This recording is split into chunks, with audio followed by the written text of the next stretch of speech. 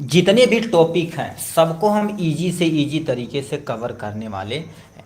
Important topic क्यों? क्योंकि देखा जाए तो ये जो पोर्शन है इसमें से एक दो क्वेश्चन तो कंफर्म आना ही आना है आपके एग्जाम में। इसमें सबसे बेस्ट और मोस्ट इम्पोर्टेंट क्वेश्चन है ओजोन परत का अवक्षय, जिसे नॉर्मल भाषा में क्या कहते हैं, ओजोन का क्षरण बोलते हैं। अब ये क्या होता है, कैसे होता है, इनकी कहानियां ध्यान से सुनिए। गुरुदेव ओजोन पहले होता क्या है, ठीक है, पहले इनकी कहानी सुनते हैं तब हम समझते हैं। देखिए, वायुमंडल के समताप मंडल में ऑक्सीजन के 3 अणु वाले, ठीक है, 3 अणु वाले परमाणु अणु पाए जाते हैं जिन्हें ओजोन कहते हैं। कहने का मतलब तुम्हारे पास ये हमारे पास प्यारी सी पृथ्वी हो गई जिस पे हमारी जिंदगी रहती है। ये आपके सामने अर्थ हो गया। अर्थ के अलग अलग ऐसे तुम्हारे पास परत होते हैं। एक परत होती है जिसको हम समताप मंडल बोलते हैं। क्या बोलते हैं? समताप मंडल बोलते हैं। यहीं पर एक परत रहती है, क्या कर देती है, ऐसे एक प्यारी सी परत बनी होती है, ठीक है। इसी परत का नाम आपके सामने क्या होता है गुरुदेव? ओजोन होता है। क्या होता है? ओजोन होता है। तो पहला पॉइंट का मतलब आप समझें कि मतलब वायुमंडल के, अर्थ के वायुमंडल पे एक परत पाई जाती है जिसको समताप मंडल बोलते हैं। समताप मंडल पे ओजोन परत पाई जाती है जिसका परमाणु क्रमांक कितना आपके सामने लिखा? O3 होता है।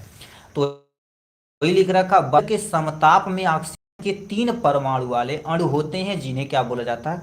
ओजोन, जिसका सिंबल क्या होता है? O3 सिंबल होता है, पहला परमाणु। दूसरा, ऑक्सीजन के 3 परमाणु वाले अणु मिलकर एक परत बनाते हैं। क्या बनाते हैं? एक परत बनाते हैं जिन्हें कौन सी परत बोली जाती है आपके सामने? ओजोन परत बोली जाती है।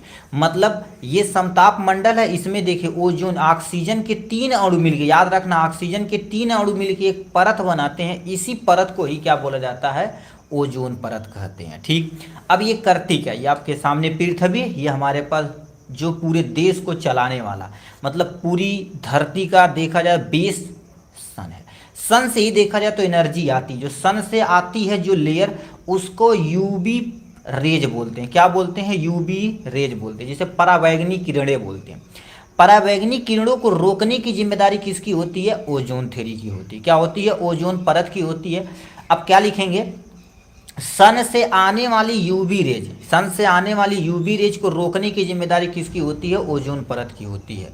ओजोन परत, यूवी रेज हमारे लिए हानिकारक होती है तो उसको रोकने की जिम्मेदारी किसकी होती है? ओजोन परत की। तो वही लिख रखा है, यह परत सूर्य से आने वाली हानिकारक परावैंगनी किरणें, प्लीज इसको आप अंडरलाइन कर लीजिएगा, या आपके सामने हाईलाइटर होगा तो हाईलाइटर ले लीजिएगा। एक बार हम लेते आते हैं हाईलाइटर, उसी को अंडरलाइन करते रहिएगा,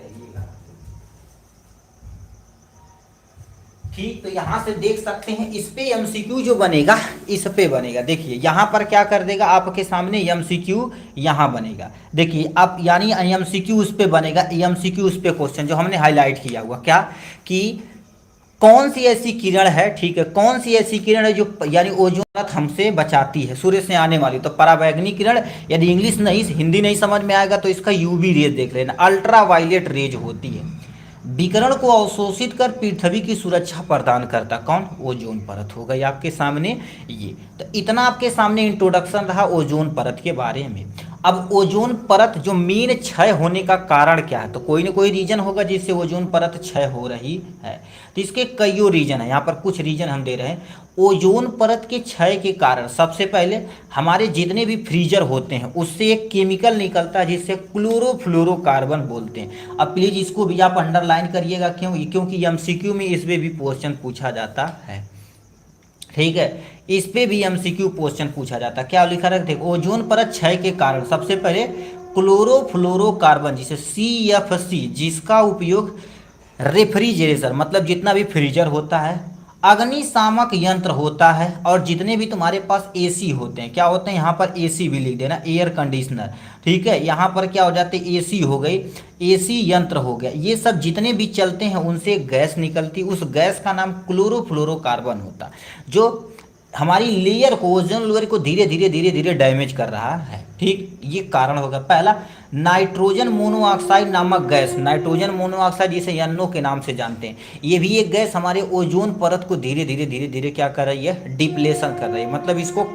क्षारण मतलब क्षय मतलब टुकड़ा टुकड़ा कर रही है। टुकड़ा मतलब ये मत सोचना कि ऐसे हो जा रहा है। इसमें होता क्या है, देखिए ये जो लेयर होती है धीरे धीरे पतली होती चली जाती है। पतली होगी जैसे यूवी रेज आएगा आएगा तो बहुत सारा नुकसान होने लगेगा। तो ये आपके सामने क्या हो जाएगा, ओजोन परत के योग। अब इसका मेन कारण क्या होता है, यानी आ जाएगा तो क्या हानि देखना है और इसका लाभ देखना है। मान लेते किरण आ जाए तब इसका हानि क्या होता है। यदि यूवी रेज आएगी तो हर एक व्यक्ति को त्वचा कैंसर हो जाएगा। देखो त्वचा कैंसर तथा त्वचा से अन्य विकार उत्पन्न होंगे।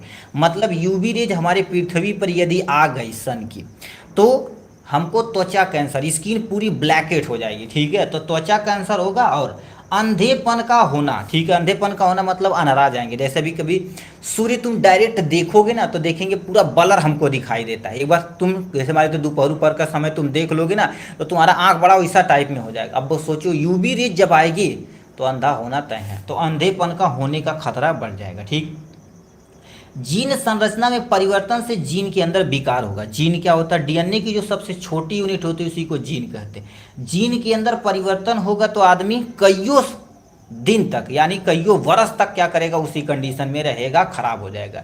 जैसे अभी बम गिरा गया था नागासाकी हिरोशिमा में, अब देखो उसी तरह से वेव गिरेगी ना तो कईयों हजार साल तक लोग क्या करेंगे, लूज, लंगड़, अंधा बहरा, काला गोरा ऐसे पैदा होंगे। ठीक है, तो जीन के अंदर यदि दिक्कत होगी तो यूवी से अधिक आने से, देखिए यूवी के अधिक आने से जलीय खाद्य पदार्थों के विचलित हो जाएगा। जलित मतलब जो जल में रहने वाले जीव है उनका भी जीवन संकट में हो जाएगा।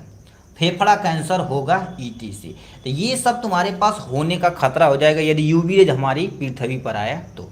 ये हो गया आपके सामने प्रभाव। अब होने का देखिए, वायुमंडल में ओजोन होने से लाभ क्या होता है, हानि और लाभ याद रखना क्योंकि कभी कभी पूछा जाता है वायुमंडल में ओजोन परत से लाभ बताइए। तो ये क्या करती है, यूवी पराबैंगनी किरणों को अवशोषित करती है। ठीक, मतलब जो हमारे पृथ्वी पर यूवी पराबैंगनी किरण आ रही है उसको अवशोषित करने की जिम्मेदारी किसकी होती है, ओजोन परत की होती है। ठीक, नेक्स्ट में यह पृथ्वी पर जीवन की रक्षा प्रदान करती है। बताओ पृथ्वी पे वायुमंडल ना हो, ओजोन परत ना हो तो जीवन पॉसिबल नहीं है।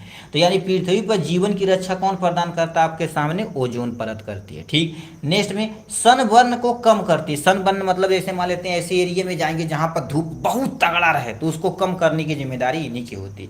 अभी देखें दूसरी कंट्री के लोग आते हैं तो सन क्रीम का प्रयोग करते हैं, वो भी अलग अलग वेवलेंथ की होती है, यानी तरंग दैर्घ्य की यूवी रेज की अलग अलग क्रीम आती है।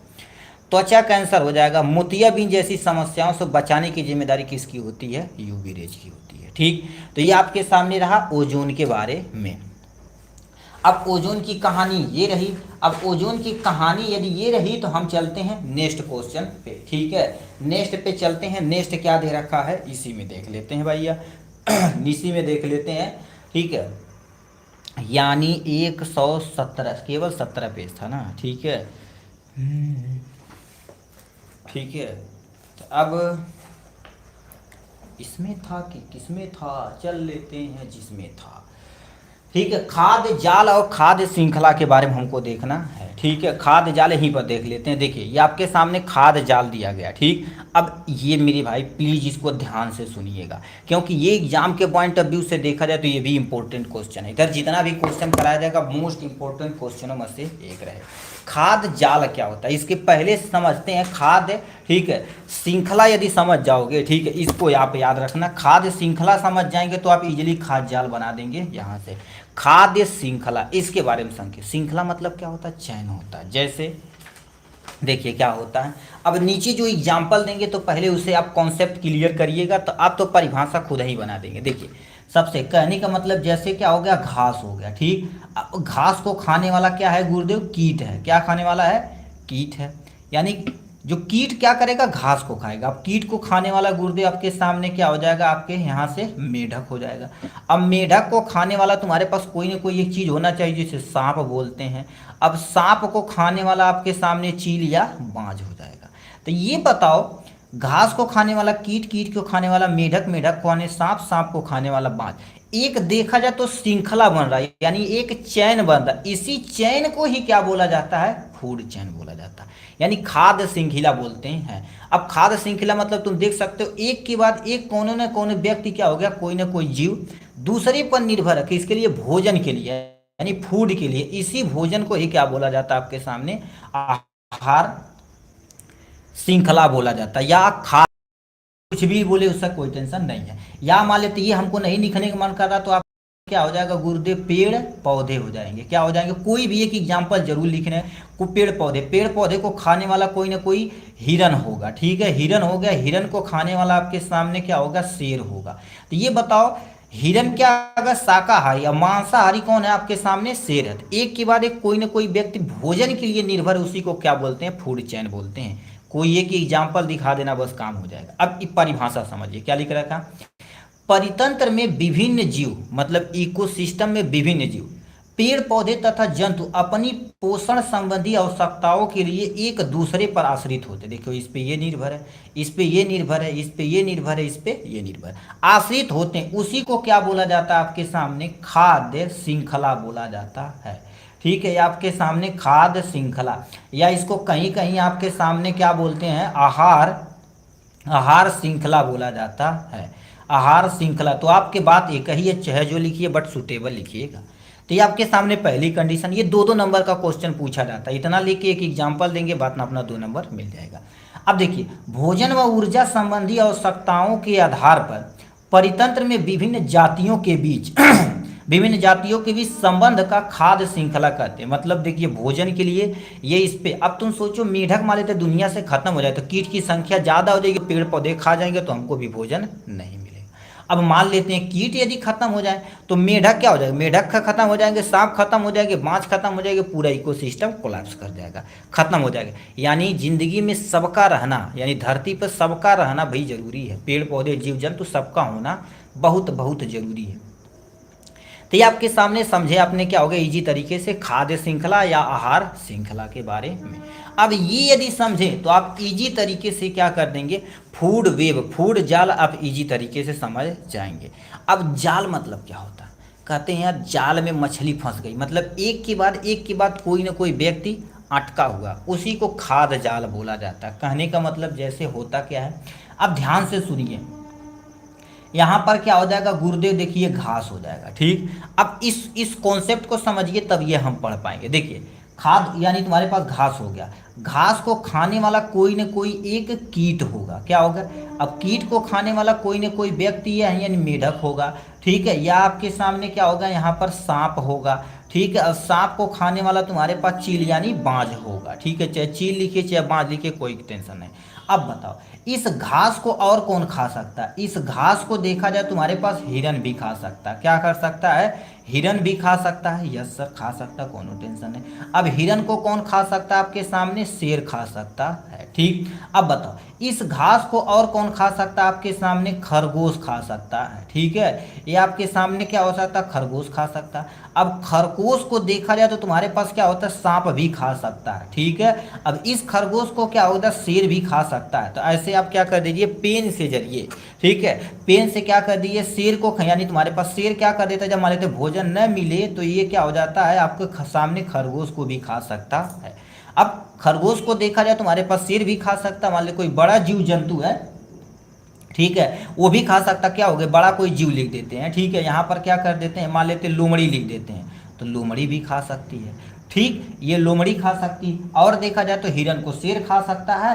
अब मान लेते घास, जो मान लेते तुम्हारे पास यही पानी में रहे तो इसको क्या कर देगी आपके सामने, छोटी मछली खाएगी, छोटी मछली को बड़ी मछली खा जाएगी। या मान लेते तुम्हारे पास क्या होगा, कोई बड़ी मछली यहाँ पर लिख देते। तो ये बताओ एक तरह से देखा जाए तो किसी न किसी पर निर्भर है, बड़ी मछली यहाँ पर लिख देते हैं, एक दूसरे पे किसी न किसी तरह से क्या होगा। अब लोमड़ी को मान लेते खरगोश न मिले तो ये मछली भी खा सकती है। ये देखा तो एक दूसरे से किसी न किसी तरह से ये क्या कर देते हैं, अपने से जूझे हुए हैं। उसी जूझे हुए तो ये बताओ क्या बना रहे हैं, जाल नुमा संरचना बना। इसी जाल को ही क्या बोला जाता है आपके सामने, खाद्य जाल बोला जाता है। अब परिभाषा क्या लिख रखा है, देखिए क्वेश्चन में परिभाषा क्या लिख रखा है, आहार। ठीक है, एक आहार श्रृंखला के जीवधारियों के संबंध अन्य आहार श्रृंखला के जीवधारियों से होता है। मतलब एक के बाद एक किसी कोई ना कोई किसी पे डिपेंड होता है, जीवधारियों से होता है। इस प्रकार अनेक आहार श्रृंखला के पारस्परिक संबंध को आहार जाल या खाद्य बोला जाता है। आहार जाल या खाद्य जाल कहते हैं। मतलब क्या होता है, कोई एक जीव किसी भोजन के लिए किसी दूसरे जीव पे, मान लेते वो दूसरा जीव न मिले तो किसी तीसरे जीव पे, तीसरा जीव न मिले किसी अन्य जीव पे क्या होता, निर्भर होता। तो ऐसे एक जाल नुमा संरचना बनती, उसी जाल को ही क्या बोला जाता है आपके सामने, आहार जाल या खाद्य जाल बोला जाता है। ठीक, नेक्स्ट में क्या लिख रखा, खाद्य जाल में ऊर्जा का प्रवाह भी एक जाल के रूप में होता। बताइए, ऊर्जा का प्रवाह एक के बाद एक के बाद एक के बाद दूसरे पर प्रवाह हो रहा है, इसी प्रवाह को ही क्या बोला जाता है, खाद्य जाल या आहार जाल के नाम से जाना जाता है। तो ये आपके सामने क्या हो गई, आहार जाल के बारे में हो गया है यहाँ से। ठीक, अब ये दो कॉन्सेप्ट समझें। अब इसी से एक नो क्वेश्चन पूछा जाता है, गुरुदेव कभी कभी उत्पाद के बारे में पूछ देगा ये वाला क्वेश्चन देखा जाए तो आपके सामने देखिए, जो जो हम करेंगे ना इसको प्लीज आप अंडरलाइन कर लीजिएगा। कभी कभी आपसे पूछ देगा उत्पाद के बारे में, 2 नंबर में पूछ देगा, किसके बारे में, उत्पाद के बारे में। अब कभी कभी उपभोक्ता के बारे में पूछ देगा। ठीक, और एक क्वेश्चन अभी और आगे जाएंगे, एक आपके सामने पूछा जाता है अपघटक के बारे में, जिसे डीकम्पोजर्स बोलते हैं।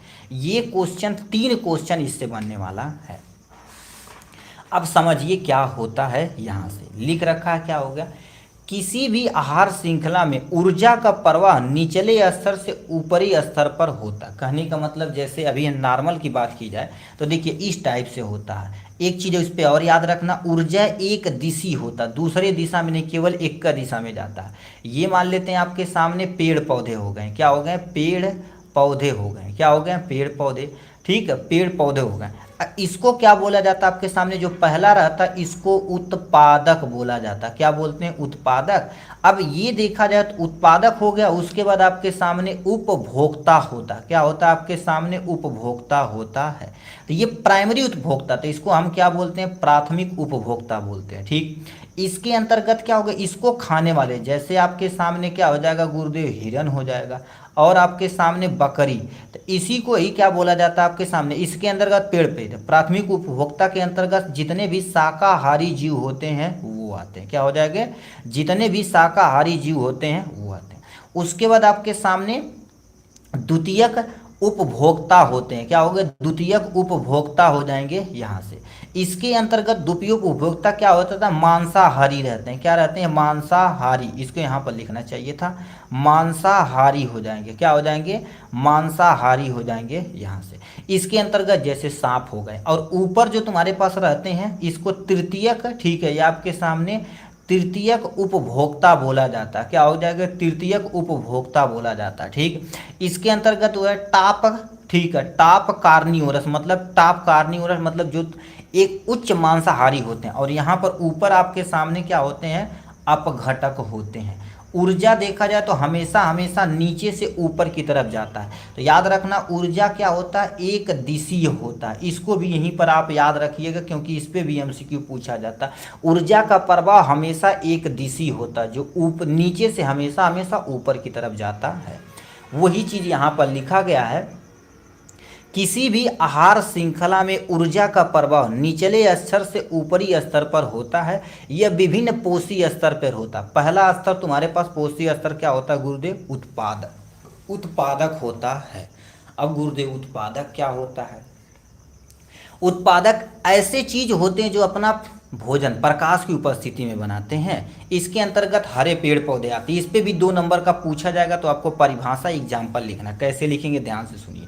पहले परिभाषा लिखेंगे, वे, ठीक है, ये वे हरे पेड़ पौधे जो सूर्य की प्रकाश की उपस्थिति में अपना भोजन स्वयं बनाते हैं, उत्पादक कहलाते हैं। क्या कहलाते हैं, उत्पादक कहलाते हैं। अब भोजन कैसे बनाते हैं, तो ये सारी कहानी जान रहे हैं आप, ठीक है, सारी कहानी जान रहे हैं कि आपके सामने क्या होता है, कार्बन डाइऑक्साइड नीचे से आता है, यानी पत्तियों में आता है, कार्बन डाइऑक्साइड जल आता है। उसके बाद यहाँ पर सन की लाइट होती है, ठीक है। मान लेते 2 नंबर में पूछे तो इसी को लिख के इसको बना के लिख देना, सनलाइट होती है। उसके बाद आपके सामने क्या होती है, क्लोरोफिल होता है। क्लोरोफिल होने के बाद यहाँ पर क्या हो जाता है, C6H12O6 ग्लूकोज बना लेता है, प्लस में ऑक्सीजन बना लेता है। इसी को प्रकाश संश्लेषण बोला जाता है। तो प्रकाश संश्लेषण की मदद से अपना भोजन उत्पादक बनाता है। एग्जाम्पल में हरे पेड़ पौधे, घास हो गया, शैवाल हो गए, कुछ शैवाल हो गए, ये सब उत्पादक के अंतर्गत आते हैं। अब एमसीक्यू में मान लेते पूछेगा इसमें से कौन से उत्पादक हैं, तो हरे पेड़ पौधे जो अपना भोजन स्वयं बनाते उत्पादक के अंतर्गत रखे जाते हैं। नेक्स्ट में क्या लिख रखा, उत्पादक को आहार श्रृंखला के लिए ऊर्जा का आधार माना जाता है। मतलब जो उत्पादक होते हैं आहार श्रृंखला के लिए ऊर्जा का आधार माना जाता है। क्यों? क्योंकि बताओ जिंदगी पूरी जीनी है तो देखा जाए तो हर एक व्यक्ति चाहे डायरेक्ट या इनडायरेक्ट रूप से पेड़ पौधे पर निर्भर होते हैं। और याद रखना ऊर्जा का स्तर देखा जाए तो सबसे ज़्यादा किस में होता है, आपके सामने पेड़ पौधे में होता है। ठीक है, किस में होता है गुरुदेव? पेड़ पौधे में होता है। ठीक, अब कहेंगे गुरुदेव बहुत सारे कि हम मांस मछली खाते हैं, तो बताओ जो मान लेते तुम यानी बकरी खाते हो या मांस खाते हो, तो बकरी क्या करे? पेड़ पौधा खा रही हो, तो डायरेक्ट नहीं इनडायरेक्ट रूप से तुम निर्भर हो। तो वही लिखा गया है कि उत्पादक का, ठीक है, उत्पादक को आहार श्रृंखला का ऊर्जा का आधार माना जाता है, पहला पॉइंट। दूसरा पॉइंट आपके सामने क्या लिख रखा है, द्वितीय पोषी स्तर यानी प्राथमिक उपभोक्ता जिसको बोलते हैं। उपभोक्ता मतलब इसको इंग्लिश में देखें कंज्यूमर बोलते हैं। बताओ कंज्यूमर हम खरीदवा करते हैं ना, तो लिख रखा इस स्तर के जीव जंतु सीधे उत्पादक यानी पेड़ पौधों पर निर्भर रहते हैं। क्या कर देते हैं? पेड़ पौधे पर निर्भर रहते हैं। इन्हें शाकाहारी कहते हैं। इसके अंतर्गत तुम्हारे पास गाय हो गया, हिरन हो गया, बकरी हो गया, खरगोश हो गया, टिड्डा, ईटीसी, ये सब तुम्हारे पास प्राथमिक उपभोक्ता के अंतर्गत आते हैं। ठीक है, ये हो गया है यहाँ से द्वितीयक। अब हम आते हैं तृतीयक पोषी स्तर। तृतीयक पोषी स्तर तुम्हारे पास क्या लिख रखा है यहाँ से, इसमें द्वितीय उपभोक्ता आते हैं। द्वितीय उपभोक्ता क्या होते हैं? वे जीव ऊर्जा के लिए प्राथमिक उपभोक्ता पर निर्भर होते हैं, इन्हें मांसाहारी कहते हैं। जैसे मेढक हो गया, मेढक क्या खाता है? कीट खाया, कीट से खाने वाले तुम्हारे पास जीव जंतु खाए। छोटी मछली हो जाएगी, सांप हो जाएगा, ईटीसी, ये सब तुम्हारे पास किसके अंतर्गत आते हैं? तृतीय पोषी स्तर के अंतर्गत आते हैं। किसके अंतर्गत? तृतीय पोषी स्तर के अंतर्गत आते हैं। नेक्स्ट में आपके सामने क्या लिखा? चतुर्थ पोषी स्तर। चतुर्थ पोषी स्तर क्या होते हैं? जिसे तृतीय उपभोक्ता के नाम से जानते हैं। ये क्या लिख रखे हैं? तृतीय उपभोक्ता स्तर जीव के उच्च मांसाहारी जीव रहते हैं। जिसे उच्च मांसाहारी जीव मतलब ये मर जाएंगे बट शाकाहारी नहीं होंगे। जैसे शेर हो गया, शेर हमेशा मांस ही खाता। बाघ हो गया, बाज हो गया, ये सब हमेशा हमेशा क्या खाते हैं? तृतीय उपभोक्ता यानी चतुर्थ पोषी स्तर के अंतर्गत रखे जाते हैं। नेक्स्ट में आपके सामने क्या लिख रखा? अपघटक। अपघटक क्या कहलाते हैं? अपघटक याद रखना हमेशा हमेशा क्या कर देंगे? सड़ाने गलाने में मदद करेंगे। जैसे अभी देखेंगे कोई चीज़ मर गया, मान लेते मर गया, तो मर गया है तो उसमें मेनली देखा जाए मर गया तो उसको सड़ाने की जिम्मेदारी किसकी होती है? डिकम्पोजर यानी अपघटक की होती है। तो लिख रखा है वे जीव जंतु या पेड़ पौधे को अपघटित करके अपना भोजन प्राप्त करते हैं, उन्हें क्या बोलते हैं? डिकम्पोजर। जैसे बैक्टीरिया, कवक हो गया, ये सब इसी के अंतर्गत आते हैं। मतलब ये कभी भी आएंगे ना तो ये सड़ाने गलाने का काम करेंगे। ठीक, जैसे मान लेते हैं पेड़ पौधे न सड़े, पत्तियां न सड़े, खाद नहीं बने, तो हमारे इन्वायरमेंट के लिए बहुत बहुत जरूरी है। जैसे मान लेते हैं कोई जीव जंतु है, ठीक है, कोई जीव जंतु अब बताओ मर गया तो उसको सड़ाना जरूरी है। ठीक है, अब कहेंगे सर हम सब लोग जला देते हैं, ठीक है, तो बताओ जलाएंगे तो उसे जो अवशिष्ट पदार्थ निकले उसको सड़ाने की जिम्मेदारी किसकी होती है? अपघटक की होती है। तो सड़ाना भी बहुत जरूरी है। तो ये आपके सामने अत्यंत अलग अलग पोषी स्तर को हमने आपके सामने यहाँ पर डिफाइन कर दिया है। ठीक है, अब चलते हैं नेक्स्ट क्वेश्चन की तरफ यहाँ से। ठीक है, जो बहुत इंपॉर्टेंट क्वेश्चन में से वो भी एक है। ठीक है, इस चैप्टर से जितना इंपॉर्टेंट क्वेश्चन आया आपके सामने हमने इसको अच्छे से एक्सप्लेन कर दिया है यहाँ से। ठीक है, अब हम नेक्स्ट पेज देते हैं। एक और बचा हुआ है नवीनीकरण तथा गैर जैव नवीनीकरण के बारे में। ठीक है, कहाँ चली गई हो बाबू? ठीक है, इसी में एक अम्लीय वर्षा, चलो अम्लीय वर्षा भी बता देते हैं इसी में। ठीक है, इसी में हम ऐड कर देते हैं, इसको हम यहाँ पर बैंड कर देते हैं। अम्लीय वर्षा होती क्या है इसके बारे में देख लेते हैं यहाँ से। ठीक है, अब एक चीज़ और देख लेते हैं, रुकिए ढूंढ लेते हैं। ठीक है, यहीं पर था।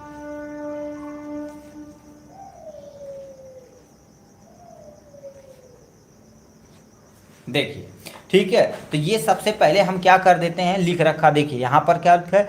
जैव नवीनीकरण तथा गैर जैव नवीनीकरण, मतलब जिसको इंग्लिश में बायोडिग्रेडेबल और नॉन बायोडिग्रेडेबल के नाम से जानते हैं। अब नाम से ही पता बायोडिग्रेडेबल क्या होते हैं? कुछ ऐसे पदार्थ जैसे आपके घर में गोभी हो गया, आलू का छिलका हो गया, सब्जी हो गया, अन्य पदार्थ, पेपर हो गया, ये सब देखा जाए तो तुम फेंक दोगे तो सड़ गल के खत्म हो जाएंगे। तो उन्हें क्या बोला जाता है, यानी बायोडिग्रेडेबल यानी जैव नवीनीकरण बोला जाता है। तो क्या लिखेंगे, वे पदार्थ जो जैविक प्रक्रम द्वारा अपघटित हो जाते हैं, मतलब वे पदार्थ जो जैविक प्रक्रम द्वारा अपघटित हो जाते हैं यानी जैव नवीनीकरण पदार्थ कहलाते हैं। क्या कहलाते हैं, जैव नवीनीकरण पदार्थ। अभी तुम ये नहीं समझोगे, इसका एग्जाम्पल समझो, जैसे सब्जी का छिलका, रद्दी कागज, गोबर। अब बताओ इसको यदि मान लेते हैं कोई जीव जंतु रहेगा, छोटे छोटे सूक्ष्म जीव होते हैं, इसको गला के सड़ा के पूरी मिट्टी में दोबारा मिला देंगे तो उसी को जैव नवीनीकरण बोला जाता है। ठीक है, तो ये सब इसके एग्जाम्पल हो जाएंगे। रद्दी कागज होगा, गोबर हो गया, ये सब जैव नवीनीकरण के अंतर्गत आते हैं। तो ये लिख रखा, वे पदार्थ जो जैविक प्रक्रम द्वारा अपघटित हो जाते हैं, अपघटित मतलब तोड़ दिए जाते हैं, जैव नवीनीकरण पदार्थ कहलाते हैं। जस्ट विपरीत ये हो जाएगा, वे पदार्थ जो जैविक प्रक्रम द्वारा अपघटित नहीं होते हैं, गैर जैव नवीनीकरण पदार्थ कहलाते हैं। जैसे प्लास्टिक हो गया, आपके सामने पेन हो गया, ये आपके सामने हो गया, यहाँ तक कि ये हो गया, इस सबको तुम दो सोचो गला दिया जाए प्रकृति में तो ये बहुत लगेगा, गलेगा, बहुत टाइम लग जाएगा। अब कुछ बैक्टीरिया आ गई हैं जिसे प्लास्टिक ईटिंग बैक्टीरिया कहते हैं, वो थोड़ा बहुत गला सकते हैं। ठीक, नेक्स्ट पॉइंट में क्या लिख रखा आपके सामने, गैर लिख रखा, जैव नवीनीकरण पदार्थ सूक्ष्म जीवों द्वारा अपना प्रभाव से सरल अणुओं में बदल दिए जाते हैं। मतलब इस पर जैसे गोबर हो गया, गोबर के ऊपर मान लेते कोई बैक्टीरिया आए, सड़ा के खत्म कर देगा। ठीक है, सड़ा के खत्म कर देगा तो इजीली काम हो जाएगा। तो ये सरल अणु में टूट जाएगा, बट ये टूटता नहीं है। तो क्या लिखा, गैर जैव नवीनीकरण पदार्थों पर सूक्ष्म जीव का प्रभाव नहीं पड़ता, इन पे कोई प्रभाव नहीं पड़ता। ठीक, अब बताओ, अब पॉइंट देखिएगा ध्यान से, यह वातावरण को दूषित नहीं करते हैं। क्यों, क्योंकि ये सड़ गल के दोबारा मिल जाएंगे। मान लेते अभी कागज का दोबारा, यानी जैसे मान लेते ये कागज है, इसको तुम क्या कर दिए, जमीन के अंदर फेंक दिए, सड़ गल के खत्म हो जाएगा। छिलका हो जाएगा, सब्जी का छिलका हो जाएगा, इसको तुम फेंक दोगे, सड़ गल के खत्म हो जाएगा। अब देखेंगे, ठीक है, एक डिकम्पोजिशन बनाते हैं। जैसे मान लेते हैं आपके घर में, ठीक, जहाँ फूल उल लगा होगा तो क्या कर दिया, आप थोड़ा सा गड्ढा खन दीजिए। ठीक, अलग बगल से क्या करिए, थोड़ा सा ईंटा लगा दीजिए। आपके घर में जो भोजन बचता है, खराब भोजन जो मान लेते कोई जानवर न खा पाए, तो यहाँ पर आप क्या कर देंगे, उसको डाल देंगे, सब्जी का छिलका, गोबर डाल देंगे, तो सड़ के क्या हो जाएगा, खाद बन जाएगा। इसी खाद का आप क्या करेंगे, उपयोग करेंगे आप किसमें, अन्य चीज़ों में तो काम हो पाएगा। तो यह वातावरण को प्रदूषित नहीं करता, बट यह वातावरण को प्रदूषित करता है। इसके अंतर्गत सब्जी के छिलके, रद्दी कागज, गोबर, ये सब आते हैं। अब क्वेश्चन में मान लेते तुमसे पूछे जैव नवीनीकरण इनमें से कौन है, 4 ठीक ऑप्शन दे दे, तो आपको याद रखना चाहिए माइंड में, जो सड़ गल के खत्म हो जाए वो जैव नवीनीकरण के अंतर्गत आता है। जो सड़ गल के नहीं खत्म हो उसे क्या बोलते हैं, गैर जैव नवीनीकरण बोलते हैं। जैसे प्लास्टिक हो गया, नायलॉन हो गया, शीशा हो गया। अब तुम सोचो आपके घर में पेप्सी तुम पी के एक बाटल फेंक दिए, 2 4 10 20 साल बाद देखेंगे ना, उससे सेम टू सेम रहेगा आपके धरती पे, ज़्यादा इफेक्ट नहीं पड़ेगा। तो ये आपके सामने जैव नवीनीकरण के बारे में था। यहीं पर एक क्वेश्चन और हम जो बताए थे, इसको प्लीज़ आप ध्यान से सुन लीजिए। अम्लीय वर्षा, कभी कभी आपसे पूछ देता अम्लीय वर्षा पे 60 नोट टिप्पणी लिखिए। तो आप अम्लीय वर्षा के इसके बारे में लिखिएगा और यहाँ से क्या लिखिएगा, हानि की, इसका कोई ना कोई हानि तो होगा ही, अम्लीय वर्षा होने का हानि। अब अम्लीय वर्षा होता क्या, देखिए कभी कभी अगल बगल जितना भी हम सब क्या कर रहे हैं बाबू, एसिड चीज़ यूज कर रहे हैं, ये किसी न किसी तरह से इवोपरेट होके, वाष्पीकृत होके बादल में जाके इकट्ठा हो रहा है। जब वही बारिश के रूप में नीचे गिरती उसी को अम्लीय वर्षा बोला जाता है। तो क्या लिख रखा है, अम्ल वर्षा वायु में उपस्थित नाइट्रोजन, सल्फर ऑक्साइड, यानी सल्फर ऑक्साइड जल के साथ अभिक्रिया करके, कौन सा एसिड, नाइट्रिक एसिड या NO3 जो बहुत खतरनाक हो रहा है, और सल्फ्यूरिक एसिड बनाते हैं। अब याद रखना कितनी बढ़िया मैकेनिज्म है, ध्यान से सुनिए। जैसे हमारे वातावरण में नाइट्रोजन है, सल्फर डाइऑक्साइड है, सल्फर ऑक्साइड है, जल के साथ अभिक्रिया करके पहले नाइट्रिक एसिड बनाएगा, जो नाइट्रिक एसिड या NO3 बहुत खतरनाक एसिड होता है, और सल्फ्यूरिक एसिड ये भी खतरनाक होता है। ठीक है, सल्फ्यूरिक एसिड बनाते हैं और ये वाष्पित होके बादल में इकट्ठा होते हैं। मतलब ये वाष्पित होकर धीरे धीरे धीरे धीरे बादल में जाके इकट्ठा हो जाएंगे, बादल में जाके इकट्ठा हो जाते हैं और वर्षा के रूप में पृथ्वी पर नीचे आ जाते हैं। क्या कहलाते हैं, अम्लीय वर्षा कहलाते हैं। इसी को ही सिंपल भाषा में अम्लीय वर्षा बोला जाता है। तो ये परिभाषा हो गई अम्लीय वर्षा। अब इतना तुम ध्यान से सिंपल सा सुनिए, बोलेंगे हमारे वायुमंडल में नाइट्रोजन प्लस में हाइड्रोजन और प्लस में सल्फर ऑक्साइड रहते हैं, ये जल के साथ अपक्रिया करके अम्ल बनाते थे। मान लेते एग्जैक्ट आपको न पता रहे कि कौन सा अम्ल बनाते हैं तो सिंपल सा बोल देना अम्ल बना देते हैं, ठीक। और ये बादल में होके जाके इकट्ठा हो जाते हैं, ठीक है, बादल में जाके इकट्ठा हो जाते हैं। जब बारिश होती है तो बारिश के रूप में धरती पर गिरते हैं। देखिए क्या लिख रखा है, वर्षा के रूप में पृथ्वी पर नीचे आ जाते हैं, क्या कहलाते हैं, अम्लीय वर्षा कहलाता है। तो ये इंट्रोडक्शन हो गया अम्लीय वर्षा का। इसका हानि क्या होता है बताओ, अम्ल है, शहद आप फेंकेंगे तो कुछ ना कुछ भैया हानि होगी, और कहीं खतरनाक एसिड रहेगा तो बड़ी भयानक स्थिति आ जाती है। तो ये लिख रखा क्या हो गया, लिख अम्लीय वर्षा के कारण ऐतिहासिक भवन जैसे ताजमहल के बारे में सुने होंगे। अभी देखा जाए मथुरा में एक रिफाइनरी फैक्ट्री थी, ठीक, उससे निकलने वाला खराब पदार्थ क्या करे, उसके पत्थर को पीला कर देता, तो हमारी सरकार के द्वारा उसको बंद कर दिया गया, मतलब बोला गया आप दूसरे जगह शिफ्ट कर लीजिए। क्यों, क्योंकि ताजमहल देखा जाए तो 7वां अजूबा है। ऐतिहासिक भवनों, इमारतों और मूर्तियों आदि का संक्षारण हो रहा था। संक्षारण मतलब धीरे धीरे क्षय होना शुरू हो जाता है। अब क्षय होगा तो अब बताइए इसके ऊपर तुम आज एसिड थोड़ा एसिड डालो, एसिड डालते डालते क्या हो जाएगा, ये खराब हो जाएगा। तो अब खराब हो जाएगा। फॉर एग्जाम्पल जैसे मान लेते हैं आपके स्कूल में जहाँ टॉयलेट रूम होगा, या मान लेते हैं आप कहीं पेशाब करते होंगे तो देखेंगे उनकी दीवार पूरी क्षय हो चुकी है। दीवार क्षय होकर के धीरे धीरे कट जाती है। क्यों, क्योंकि हमारे पेशाब में यूरिक एसिड पाया जाता है। अब उसी तरह से ये सब एसिड पाए जाएंगे तो भंवनी होने तो क्या होगा, संक्षारण तुरंत हो जाएगा भाई। अम्लीय वर्षा से जलीय जीव भी प्रभावित हो जाती हैं। बताओ जैसे पानी में जाएगा तो पानी अम्लीय हो जाएगा, जब अम्लीय हो जाएगा तो जितने भी जीव रहने वाले हैं वहाँ पर पानी में उनके लिए भी बहुत ज़्यादा नुकसान होगा। तो इनके कारण से क्या हो जाएगा, जलीय जीव भी प्रभावित हो जाएगा। तो ये आपके सामने रहा प्यार, क्या क्या देखें हमने 3-4 चीज़ देखा।